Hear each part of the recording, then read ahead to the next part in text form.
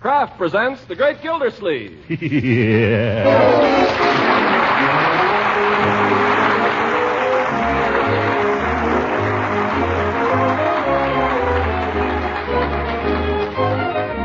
Kraft Cheese Company will also bring you Bing Crosby every Thursday night. Present each week at this time Harold Perry as The Great Gildersleeve, written by John Whedon and Sam Moore. We'll hear from The Great Gildersleeve in just a moment. Meantime, let me tell you what a friend told me the other day. She said, we tried spreading parquet margarine on our bread for the first time last week, and we were certainly surprised. Why, it's really delicious. Well, I don't know why anyone should be surprised that parquet margarine tastes so good, because parquet margarine is made by Kraft. Yes, and made to be just as good-tasting and nutritious as all of Kraft's fine foods. Parquet's flavor is delicate and appetizing, just right for a really satisfying spread for bread. What's more, parquet margarine adds important food values to meals. It's an excellent energy food, one of the best you can serve. And besides, every pound contains 9,000 units of important vitamin A. Yes, parquet margarine is both nutritious and delicious, and it's wonderfully economical, too. So why not treat your family to parquet margarine tomorrow? Just ask your food dealer for Parquet, P-A-R-K-A-Y. Parquet margarine made by Kraft.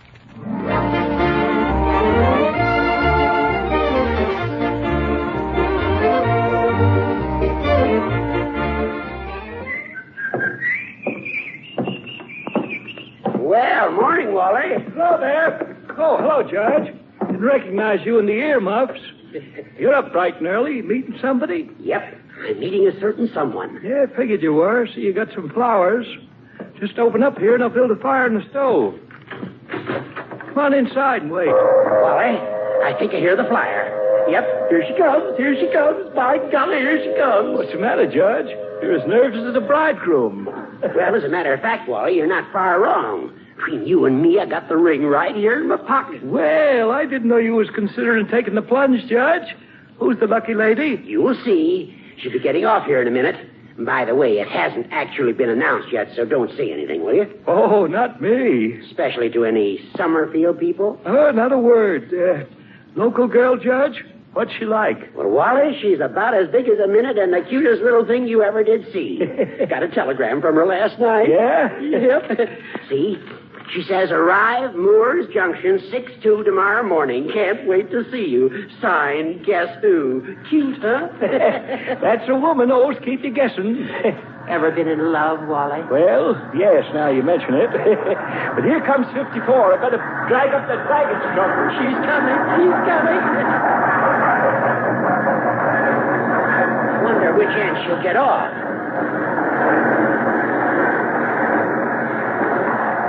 Leila. Where is she? Leila. Wally, I don't see anybody getting off. Do you? Down at the end there, Judge. The porter's putting some bags off. That must be her. Leila! Leila! Ooh. Hello there, Judge. Gildersleeve. Nice of you to meet me, Judge. I see you got my wire. Yeah. Why, Did you find your party, Judge? Yes, Gildersleeve. Well, I hope you two will be very happy together. Yes, sir, I certainly appreciate your driving all the way over here to meet me, Horace. And I want to tell you, it's great to be back. I say it's great to be back. Cat got your tongue? You tricked me, Gildersleeve, and you know it. Why, Judge, how can you say that? There's not an ounce of trickery in my entire nature. Listen, we might as well come right out in the open. Leila's arriving sometime today, and I'm serving notice right now that I intend to make her my wife at the earliest opportunity. Well, now, I may have something to say about that, Horace. I'd like to see you try. You will, Judge, you will. That's no reason we can't be friends, is it? Come on, what do you say, Judge? May the best man win. No. Yeah. Thanks for the ride. You're welcome. Sorry you won't come in to breakfast. Certainly I'll come in to breakfast. Why didn't you say so? Why didn't you ask me? Well, come on, then. I'm coming. Wait a minute. What about my bags? Well, what about them? All right, then give them to me. Hiya! Hi, up here! Oh, hello there, young fella. Hiya! How was the Can I get a job, Unc? Wait a minute. Hey, I have an AM Civic. Piggy and I are building a Jeep. Guess what? The cat's been gone 3 days. Can I, Unc? Can you what? Get a job. One thing at a time, Leroy. Why, Uncle Mort, why didn't you tell us you were coming? I'd have driven over to get you. Well, I knew the judge would never forgive me if I didn't let him do it. Judge? Good morning, Marjorie. Good morning, Judge. You'll have breakfast with us, won't you? I should be delighted. Good. Come on in, everybody. Bertie, company for breakfast. Mr. Gildersleeve, my goodness, I'm glad you're back. Things have been happening around here. Oh, have they, Bertie? Yeah, let me take you things. Thank you. Did they feed you down there in Wistful Vista, Mr. Gildersleeve? Oh, like a king. I don't know a finer cook than Molly McGee. Seems to me you're looking a little piggy. Well, she's not in the class with you, of course, Bertie. But who is? Yes, sir. What would you like for breakfast? We got oatmeal, we got ham and eggs, we got kidneys on toast, we got hot cakes, we got English muffins, we got sausage. That'll be fine. Do you think you could scare up an extra prune for Judge Hooker here? A cup of hot water? Oh, no, sir. I know what the judge likes. Don't I, Judge? Well, hurry up, Bertie. I've got to get to the office. Hey, come on in and sit down, Judge. You can gnaw on a banana till she gets things ready. Perhaps I should explain, my dear, that the judge isn't speaking to anyone this morning. He's mad at the world. Oh, no. Marjorie, I hope I may consider myself your guest while I'm here. Of course you may. Thank you. Got up too early. That's what's the matter with him. Ask your uncle who got me up. Now, Uncle Mort, don't tease the judge. You haven't heard the news. News? What news? I've got a job. Hey, Aunt, can I get one? Can I get a job? Wait a minute. What kind of a job is it, my dear? A war job. I'm going to work in the new arms factory. In a factory? Yes. Well, aren't you pleased? Well, I don't know, my dear. I think I might have been consulted about this. But you weren't here. And everybody's doing it. That's still no reason. Marjorie, I think your taking a war job is a fine thing. And any man with the slightest spark of patriotism would applaud it. Look here, Hooker. Are you questioning my patriotism? All I say is woman's place is in the home. You will sometimes hear it said, Marjorie, by persons of low intellect, that woman's place is in the home. When you do, ask them what woman's place is going to be if we don't defend our homes. Listen, Hooker, address your remarks to me. It might be of interest, Marjorie, to ask your simple-minded uncle if he knows what a shortage of manpower there is in this town. Hooker, you can't come into my house, eat my food, and ignore me. You talk to me.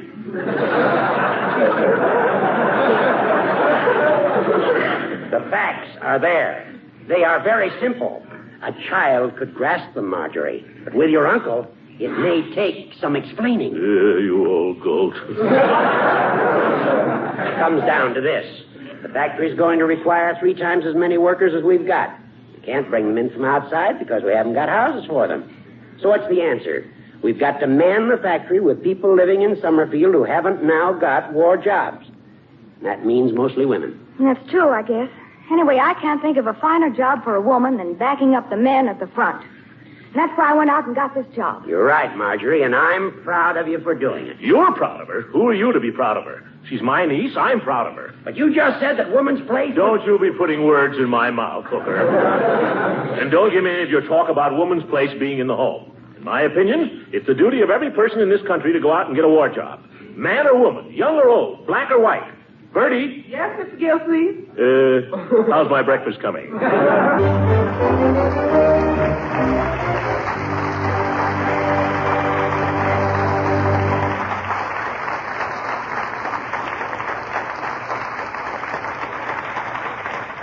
The great Gildersleeve will be with us again in a few seconds.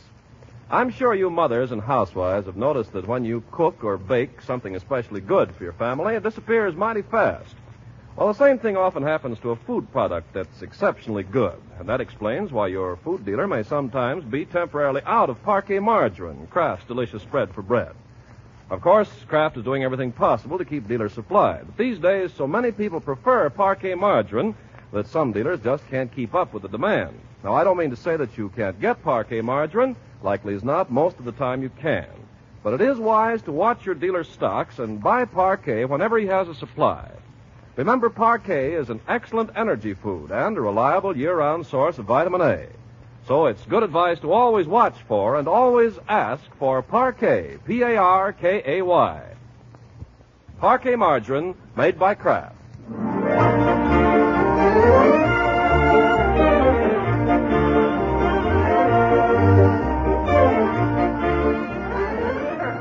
Good evening, my dear.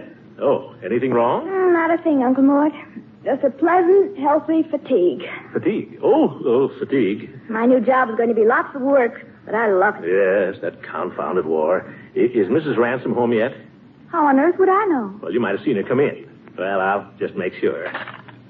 Operator, 1200. That woman. Even her phone number is provocative. What's that, my dear? I say even Mrs. Ransom's phone number is cute. Oh. Everything about her is cute. Oh, you think so, huh? Well, oh, dear, I guess she's not home yet. Uncle Mort, why all this sudden excitement over whether Mrs. Ransom's home or not? Why, there's no excitement, my dear, just a neighborly interest. Are you certain? Yes. At least I think it is. Uncle Throckmorton. Well. Yes, Marjorie, you've guessed something. What do you think about it? Well, honestly, I suppose I should have seen it coming. My dear, one never knows when love is coming or where it's going. Uncle Mort, just how far is this particular love affair gone? I'm going to marry Leila Ransom if Hooker doesn't beat me to it, the old goat. You really mean this? Yes, my dear. While I was away, I realized how much she meant to me. I just can't live without her. Poor Uncle Mort. Why do you say that? Don't you think I'll get her? Of course you'll get her. Well, what's the matter with her? Nothing's the matter with her. If she's the one you want, then nothing's the matter with her. Well, I'm glad you feel that way. I think she's a lovely woman. Wait a minute. Who's that coming up the street now? Oh, Leroy. Leroy. Are you going to tell him? I'd like to tell him by mail. Mr. Gildersleeve, excuse me. Oh, what is it, Bertie? Do you mind if we have supper a half hour early tonight? Well, I suppose it's all right. What are we having, anyway? Well, it's the kind of a meal you don't want to wait too long for. What do you mean? Well, it ain't the kind of meal you want to eat a whole lot of. Bertie, what are we having? Stuffed peppers. Yes, Bertie, you know my feeling about stuffed peppers. Why are we having them? Well, partly because I couldn't get nothing else, and partly because I have my first aid class tonight. Oh, you too, huh?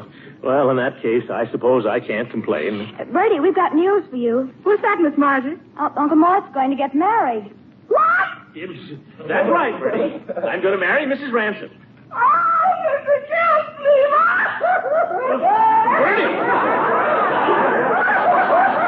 Bertie, don't take it like that. Bertie, why are you crying? It's because of those stuffed peppers. If I'd have known it, I'd have baked a cake. Oh, for heaven's sake. Hey, what's the matter with her? Come here, my boy. I have something important to discuss with you. Uh-oh. Gosh, I've been pretty good this last few days. This has nothing to do with your behavior, Leroy. It hasn't, then I can stand anything. Shoot the bunk to me, Unc. This is a serious matter, young man. Okay. There comes a time in every man's life, sooner or later, when that is, it's one of nature's laws that a man should not want to live alone. He should cleave unto another. Uncle Mort, have you got mixed up with some dame? Leroy, I'm trying to tell you of my approaching marriage. Marriage? Yes, my boy. I'm about to risk the sweetest adventure life offers any man. I'm going to embark on the long, happy voyage that makes two people one. Are you kidding? Leroy! I guess he ain't, Leroy.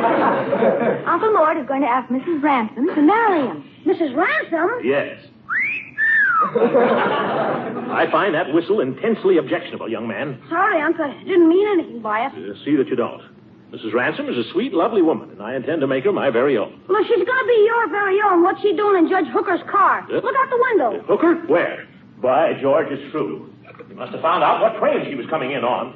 The dirty sneak. She's got a new hat. She has? Yes, remember to tell her. I will. The judge seems to be having trouble carrying all her suitcases. Good. Well, I'm not going to help him. I'll wait till he's gone. Then you go over and give her the business. It's not the way to describe my proposal. Judge Hooker's going in the house with her. What if she agrees to marry him right now? Oh, you think she might? Nah, the judge hasn't got a chance against Uncle Mort. Oh, thank you, Leroy. Well, anyway, I'll give Hooker 5 minutes. And the minute he leaves, I'm going right over and pop the question. Now, Uncle Mort, you can't just tear over there and do it like borrowing an egg. No? No, you must treat it as something important. Call her up and ask her if you can see her after dinner. Then put on your new suit, your best tie, a dash of cologne on your handkerchief. Bingo! You're right, my dear. This must be handled like a major campaign. How much time till supper? Half an hour. Why, where are you going? After that dash of cologne. Hello, Mr. Gildersleeve. Oh, hello, Peavy. Peavy, I want to get some cologne. Cologne? Cologne. Let me see. You want some cologne? Yes. You wouldn't want some bay rum? No. No, you want some cologne. Is this for yourself, Mr. Gildersleeve, or for a friend? For myself. Have you got any, or haven't you? No, Mr. Gildersleeve, I haven't. Then what do you care who it's for? I'd just like to know. Snoopy. What have you got that smells nice, Peavy? I want to make an impression on a lady. Any particular lady? Yes, a particular lady, but I'm not saying who. Oh, it's a little indefinite. Then give me something with an indefinite scent. That's all I'm going to tell you. Well, to tell you the truth, Mr. Gildersleeve, the holidays have just about cleaned me out. However, I have one item here that hasn't gone too well.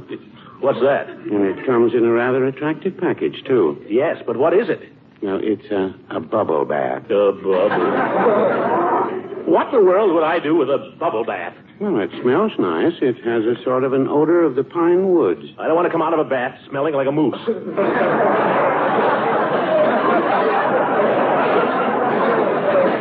How does this stuff work? Well, it makes a rather extraordinary amount of lather, Mr. Gildersleeve. I understand that the bubbles fill the average bathtub right up to the rim. Peavy, I don't have any trouble filling a bathtub. Is this stuff good for anything? Well, I don't make any claims for it myself, but some people say it has reducing properties. Are you insinuating that I'm overweight? Oh, no, I wouldn't say that. I'm not interested in altering my figure, Peavy. I simply wish to give an illusion. With the proper help, any man can appear youthful and sprightly. No, I wouldn't say that either.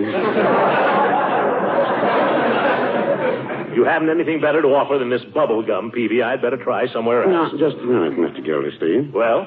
If you want to make a favorable impression on a lady, why not take her a tasteful gift? A gift? Oh, it's pretty soon after Christmas, but that might be an idea. How about some candy? Mr. Gildersleeve, I haven't an ounce of candy left in the house. Oh, well, how about a book? Have you got a nice light novel on your shelf? Something Frenchy, perhaps? No, all our fiction was cleaned out in the Christmas rush. I have got a useful work on business law, but frankly, it wouldn't make much of a gift. Well, maybe something like a nice cigarette lighter, then. Well, the only lighter I have left is broken, Mr. Gildersleeve. I wouldn't want to sell it to you. Oh, for goodness sake, Peavy, the gift was your idea. You make a suggestion. Mr. Gildersleeve, how about a nice package of bubble bath? Who's there? Oh, that's funny. I could swear I heard somebody knock. Throckmorton!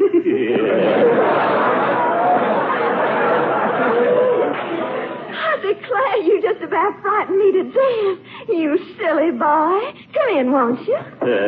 I brought you some roses, Leila. For me? Why, I think that's the sweetest thing. Oh, they're lovely roses. What is it about me, I wonder, that makes everybody think of roses? A dozen of them, too. I know. I'll put them in with the ones Judge Hooker brought me, and that'll make 3 dozen. Yes. 3? Oh, the old goat's been throwing his money around, eh? Come and help me arrange them, Throckmorton. Well, I'm not very good at arranging flowers, I'm afraid. Oh, gracious, what mine is. I just want you to admire them, that's all. You're the one I admire, Leila. I think they look pretty here on the piano, don't you? You look prettier. Why, Mr. Gildersleeve, I declare if I didn't know better, I'd think you were from the South, paying me such pretty compliments and all. Leila. Tell me, how was your trip? Leila, let's not talk about my trip. Let's talk about you. Oh, goodness, what is there to talk about? I can think of much more fascinating things than that. Tell me about the new factory. Judge Hooker wrote me... Forget the factory and forget Judge Hooker. He was over here this afternoon, wasn't he? Wasn't he? Gracious, if you're going to be jealous of every man who happens to propose to me... What did you tell him, Leila? That, Throckmorton, is entirely between me and the judge. I'll give you a hint, though. If I were engaged to him, I'd be wearing his ring, wouldn't I? Leila, what would you say if I stole a kiss? Oh, no, you don't. Oh, yes, I will. Oh, no, you don't. Oh, yes, I will. Oh, my goodness, look at what I've done. That's all right, Throckmorton. It's just an old lamp that belonged to my great-grandmother Chesterfield. Well, I'm terribly sorry, Leila. I'm just a clumsy ox. Oh, no, you're not. Oh, yes, I am. Oh, no, you're not. Oh, yes, I am. No, I am. I've got you cornered. Well, just because I don't happen to be engaged at the moment, Mr. Gildersleeve, doesn't mean you have the right to take liberties. Play something, Leila. No, I'm not in the mood right now. Oh, please, play something for me. If I sing? Well, what shall I play? I know. Just a little love, a little kiss. Oh, I don't know that very well. I'm afraid I couldn't play it without the music. Well, what do you know? Here's the music. I found it right in my inside pocket. Isn't that lucky? Oh, dear, I hope I can play this. And now you turn the pages, Throckmorton. All right. Just a little love, a little kiss. Just an hour that holds a world of bliss. Eyes that tremble like the stars above me, and a little word that sings, you love me. Just a little love, a little kiss. I would give you all my life for this, as I hold you fast and bend above you, and I hear you whispering, I love you.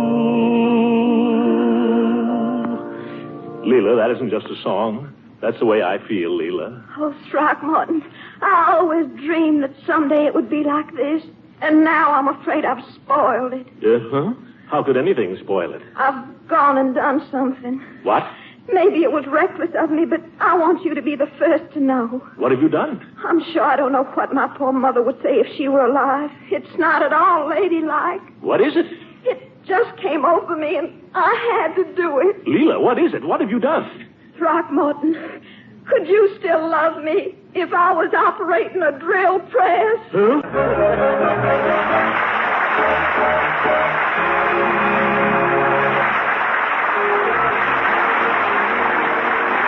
music heard on this program was composed and conducted by Billy Mills. This is Ken Carpenter speaking to the makers of Kraft Cheese and inviting you to tune in again next week for the further adventures of the great Gildersleeve.